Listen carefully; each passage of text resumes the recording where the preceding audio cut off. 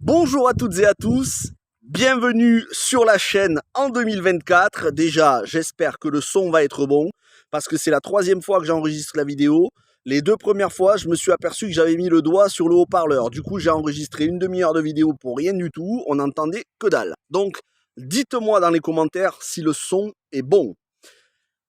Première vidéo de 2024 que j'enregistre dans la nature. Regardez-moi ça, on n'est pas beau là, il n'y a personne. Voilà, il n'y a pas d'être humain, il n'y a pas de voiture. Voilà. C'est là où je venais me balader quand je vivais dans ma voiture. Bon, alors, petite parenthèse mise à part, je vais vous parler du programme de l'année 2024 sur la chaîne parce qu'il y a beaucoup de choses qui vont changer. Mais parce que, tout simplement, comme je vous l'avais dit en février de l'année dernière lors de la vidéo de la monétisation, je vous avais dit que je me laissais 12 mois pour pouvoir voir si la chaîne fonctionnait. Je savais très bien que de toute façon, je ne pourrais pas vivre de la chaîne, mais je voulais donner un maximum de temps pour développer. Maintenant, il est temps pour moi de reprendre le travail et c'est surtout que j'ai pas d'autre choix parce que l'appartement dans lequel je suis, que dis-je, la calamité dans laquelle je suis, il faut que j'en parte dès que possible pour pouvoir enfin avoir un T2 dans une petite résidence sécurisée avec place de parking et surtout qu'il ne soit pas énergivore parce que le logement où j'habite, c'est plus qu'énergivore. Je vais en avoir pour entre 100 et 150 euros d'électricité par mois pour un truc qui n'est pas isolé du tout. Comme vous avez pu le voir dans les quelques vidéos que j'ai enregistrées dans mon appartement, je ne peux pas parler trop fort parce qu'il y a de l'écho et surtout, comme c'est absolument pas insonorisé, je suis en 3e étage, j'entends les personnes au rez-de-chaussée. C'est-à-dire que quand j'écoute, j'entends, je me dis tiens, ils sont en train de regarder un film Netflix. Ils sont en train de jouer à Call of Duty. C'est vous dire, alors que je suis au 3e étage, c'est vous dire comme ce petit immeuble n'est absolument pas insonorisé. Mais c'est normal, c'est un truc qui a été construit dans les années 50 en centre-ville. Donc il faut que je me barre très très vite. Et pour ça, je dois bosser et je dois bosser à plein temps. Et je dois faire un maximum d'heures de travail pour avoir le salaire, pour pouvoir enfin me barrer. Et après, on verra pour réduire les heures de travail, pour redonner du temps à la chaîne. Mais la priorité, ça va être le boulot.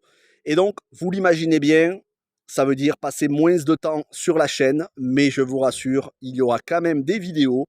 Mais il y a des choses qu'il n'y aura plus et d'autres qu'il y aura un peu plus souvent. Et c'est c'est de ce dont je vais vous parler aujourd'hui. Alors, j'ai fait un petit programme, j'ai un petit papier parce que sinon j'ai trop de choses à penser. Alors, je commence par extrêmement important, les vidéos exclusives pour les membres soutiens. Je vous avais dit qu'il n'y aurait pas, les abonnés qui ne sont pas membres soutiens ne seraient pas privés de contenu. Et c'est le cas, vous ne serez pas privés, ceux qui ne sont pas membres soutien, vous ne serez pas privés de contenu, mais juste vous l'aurez pour certaines vidéos plus tard. Je m'explique, les membres soutiens, ce sont ceux qui tout simplement soutiennent financièrement la chaîne à hauteur de 3 euros par mois. J'avais fait en sorte que le montant ne soit pas excessif, même si je comprends bien que tout le monde ne peut pas et tout le monde ne voudra pas, et il n'y a aucun problème, c'est libre. D'ailleurs, c'est sans engagement, membre soutien. Mais voilà, ceux qui font l'effort de financer la chaîne, c'est normal qu'ils aient du contenu exclusif. Qu'est-ce que ça va être ce contenu?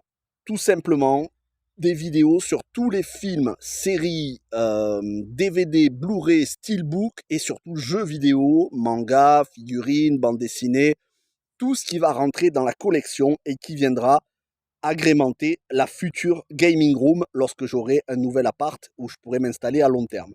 Donc la future gaming room, vous, si vous n'êtes pas membre soutien, vous découvrirez à ce moment-là, c'est-à-dire ne vous attendez pas avant fin 2024, début 2025, probablement fin 2024. Mais si vous voulez savoir tout ce qui rentre, si vous voulez avoir les unboxings, si vous voulez avoir la présentation des jeux, des films, à chaque fois que j'en rentre, ça, ce sera des vidéos qui seront exclusives aux membres soutien. Parfois, elles dureront 1 minute, ce sera peut-être des shorts. Parfois, elles dureront un peu plus de temps, 5 minutes. Mais chaque mois, il y aura au minimum 2, 3, voire peut-être maximum 4 vidéos exclusives de tout ce qui rentre dans la collection. Et ces vidéos, elles seront pour les membres soutien. Donc voilà, si vous êtes un fan de physique, d'unboxing, si vous aimez voir le format physique, ça sera dans ces vidéos-là. Et si vous ne pouvez pas, vous inquiétez pas, vous découvrirez tout ça, mais dans un an. Ça, c'est la première chose. La deuxième chose, maintenant ça va concerner le contenu à destination de tous les abonnés. Je vais arrêter les vidéos coup de gueule sur le wokisme. Alors je m'explique. Les vidéos coup de gueule, uniquement coup de gueule. Parce que ça me fatigue d'entendre des coups de gueule sur le wokisme de la part voilà, de beaucoup de youtubeurs. Et j'ai l'impression que c'est devenu un fonds de commerce pour faire des vues. Et ça me plaît pas. L'anti-wokisme, et je vous en ai déjà parlé dans la vidéo sur Rebel Moon, c'est important. C'est important de mettre le doigt sur ce qui ne va pas dans cette société. Cancel culture, censure, et puis voilà, toute la décadence qu'il y a dans les divertissements. C'est important de le pointer du doigt, mais je ne veux absolument pas tomber dans les coups de gueule politiques concernant la politique de mon pays ou la politique d'autres pays. Sinon, j'aurais fait une chaîne spéciale politique, mais je ne vais pas le faire. Donc, je trouve que malheureusement, les vidéos anti-wok, c'est parfois pas assez nuancé de la part de certains. Certains qui mettent du wokisme là où il n'y en a pas, ou qui ne voient pas du wokisme là où il y en a. Donc le problème, c'est qu'à force, les gens, à force de voir des coups de gueule de la part des youtubeurs qui du coup vont être catégorisés extrême droite, c'est mon cas, moi je suis catégorisé extrême droite alors que j'ai jamais voté pour aucun parti, mais bon, et que je ne voterai pour aucun parti, mais on est catégorisé extrême droite. C'est pas que je m'en... Enfin, moi ça m'atteint pas, je m'en fous d'être traité de facho, extrême droite, homophobe, transphobe, ça n'a strictement rien à faire. C'est juste que à un moment donné, ça parasite le reste de la chaîne et on a une réputation où automatiquement, dès qu'on va sortir une critique d'un film, les gens vont plus écouter parce qu'on va avoir cette réputation de ne pas être nuancé. Donc, les coups de gueule sur le wokisme, ce sera uniquement quand il y en a dans les films, mais ce sera au cours d'une critique de film, mais pas sur des vidéos dédiées. En revanche, ce qui est beaucoup plus intéressant, et il y en a depuis l'année dernière, et il continuera d'y en avoir, c'est des vidéos sur des films et des séries bibliques.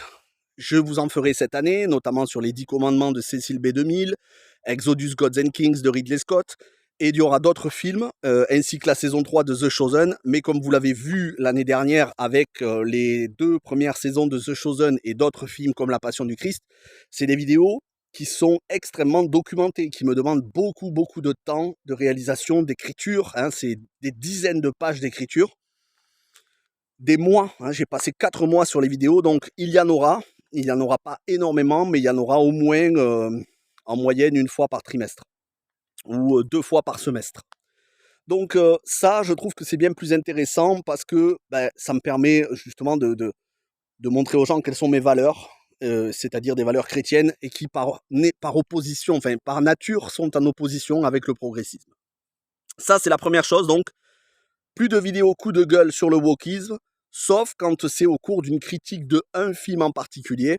Mais il faut que ce soit un film que j'ai eu l'envie de voir et malheureusement, je suis déçu, je découvre.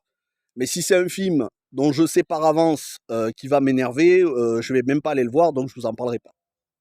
Alors, ensuite, autre chose qui va être terminée, c'est DC Comics. Alors, je suis dans la nature, mais il y a quand même la voie ferrée pas très loin. Je sais pas si vous entendez, des fois il y a un train qui passe. Voilà. Donc, autre chose qui va être terminée, c'est DC Comics. Ça ne m'intéresse plus, je l'ai dit de très nombreuses fois. Maintenant qu'il y a eu le départ acté, et je pense qu'on ne reviendra pas en arrière de Zack Snyder, la suite avec James Gunn, je n'ai pas envie de voir ça. Donc à partir de Superman Legacy et tous les autres films du DCU, il n'y en aura pas du tout sur la chaîne, ni des séries d'ailleurs, à l'exception des films indépendants comme ceux de Matt Reeves, à condition qu'ils ne soient pas reliés au DCU. Mais voilà, tout ce qui est univers DC Comics avec des films reliés entre eux, je ne veux plus en voir. Je fais une overdose DC Comics. Et sans Snyder, sans Patty Jenkins pour Wonder Woman, ça m'intéresse plus. Voilà. Cavill, Affleck, Gadot, c'était pour moi le trio de choc. Ils sont plus là, donc la suite ne m'intéresse pas. Ce qui va être aussi quasiment terminé pour le coup, pas totalement, mais quasiment, c'est Marvel. Comme vous l'avez vu ces derniers mois, il n'y a eu presque pas eu de critique de Marvel. Il y a eu les Gardiens de la Galaxie 3. Au niveau des séries, il n'y en a pas eu, il n'y en a quasiment pas eu, à part Secret Invasion. Bon, maintenant, au niveau des séries, il n'y en aura plus du tout, parce que les séries qui vont arriver ne m'intéressent pas, mais vraiment pas. Et au niveau des films, À l'exception de Deadpool 3, sinon il n'y aura pas de film Marvel cette année sur la chaîne. Mais c'est surtout les prochains Avengers que j'irai voir. Donc d'ici les prochains Avengers, je pense qu'en dehors de Deadpool 3, il n'y aura pas de critique de Marvel sur la chaîne parce que ça ne m'intéresse plus et je fais une overdose des films de super-héros, j'en peux vraiment plus. Ensuite, les critiques à la semaine, c'est terminé là aussi. Je m'explique, les critiques à la semaine, ça veut dire une critique pour chaque épisode. Vous l'avez vu, je l'ai fait cette année pour Star Wars Ahsoka, je l'ai fait pour les The Walking Dead, Dead City et Daryl Dixon et Monarch, et je l'ai fait aussi pour La Roue du Temps, mais j'ai abandonné en cours de route pour plusieurs de ces séries parce que je n'ai pas le temps de faire des critiques chaque semaine. Moi, ce que je vous encourage, c'est d'aller voir les copains youtubeurs, notamment Toff, Passion Geek, qui a parlé de Monarch chaque semaine. Guillaume fait son cinéma, qui fait des lives tous les dimanches soirs et qui font l'analyse des épisodes de manière hebdomadaire. Mais moi, je vais arrêter de le faire parce que ça prend trop de temps. Et donc, je ne ferai plus qu'une seule critique une fois la saison terminée. Mais là encore, ce ne sera pas pour toutes les séries qui vont sortir, parce que bon nombre de séries qui ont l'air très intéressantes sur des plateformes de qualité comme Apple TV+, Paramount+, ou HBO, je n'aurai pas le temps de les regarder, mais vraiment. Et puis surtout, je ne veux parler que de séries et de films. Donc c'est valable aussi pour les films qui vont sortir en 2024, que ce soit au cinéma ou sur plateforme de SVOD. Je ne veux parler de films et de séries uniquement qui me hype, mais de fou. C'est-à-dire qui me chauffe à mort, où je suis surexcité à l'idée d'aller voir le film. Si c'est une bonne série ou un bon film, mais voilà, qui m'enthousiasme pas plus que ça, j'en parlerai pas du tout parce que je le regarderai pas. Et je ne parle que de choses que je regarde ou de choses sur lesquelles je me suis bien renseigné. Donc voilà, je vous dis, il va y avoir beaucoup moins de critiques de films et de séries, et quand j'en parlerai, ce sera que des choses qui, moi, me plaisent vraiment. Et après, c'est possible que ça ne plaise pas aux gens. Je regarde Rebel Moon, ça n'a pas plu à énormément de monde, moi j'ai adoré, donc je suis très content d'en avoir parlé. Mais voilà, même si c'est une critique, même si c'est une série qui apparemment est super attendue et tout, si ça m'intéresse pas, j'en parlerai pas. Et je n'en parlerai plus une vidéo par semaine, ce sera une seule vidéo pour l'ensemble de la série. À l'exception de 5 séries, ça c'est le point suivant, il y aura 5 séries dont on parlera chaque semaine, sous réserve que je ne sois pas éclaté à cause du travail, parce que comme je cherche dans la restauration, ça embauche dans la restauration, et que la restauration c'est des horaires compliqués, il se peut que je sois tellement épuisé que je ne fasse pas ce que je vais vous dire, mais si tout va bien, il y aura une critique par semaine pour la série Rick et Michonne de The Walking Dead, à condition qu'elle sorte en France en même temps qu'aux États-Unis, c'est-à-dire en février. Elle sort le 25 février aux États-Unis. Si ça arrive chez nous en France à la même date, je vous ferai une critique par épisode. Si ça arrive plus tard, comme ça a été le cas pour Daryl Dixon, je ne vous ferai qu'une seule vidéo pour l'ensemble de la saison. Et les autres séries dont on va parler chaque semaine, et j'espère vraiment qu'on va pouvoir le faire, et surtout le faire en live, c'est à partir de février, Halo saison 2, une critique par épisode, un live par épisode. À partir d'avril, Fallout sur Amazon Prime, l'adaptation des jeux vidéo, une critique par épisode, un live par épisode. Et ensuite, cet été, House of the Dragon saison 2, et surtout la série que j'attends le plus, et je sais qu'il y en a qui n'ont pas aimé, mais ça m'est égal parce que moi j'ai adoré, Les Anneaux de Pouvoir saison 2. Ce sont les 4 séries dont je vous ferai une vidéo par épisode, et ou bien soit à la place, soit en même temps, soit en plus, un live par épisode. Un live, bien évidemment, avec les copains, parce que les lives, je n'ai pas envie de les faire tout seul. Ça sera avec les copains, comme on avait fait l'année dernière pour House of the Dragon et les Anneaux de Pouvoir. Sauf que je n'ai pas d'ordi, puisque mes ordis sont dans les cartons.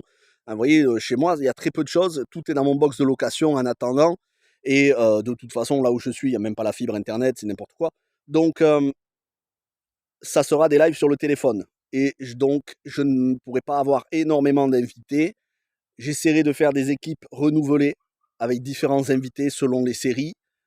Et ça ne sera pas des lives comme je vous avais fait l'année dernière avec des images où on commente les images. Là, on parlera tout simplement de l'épisode.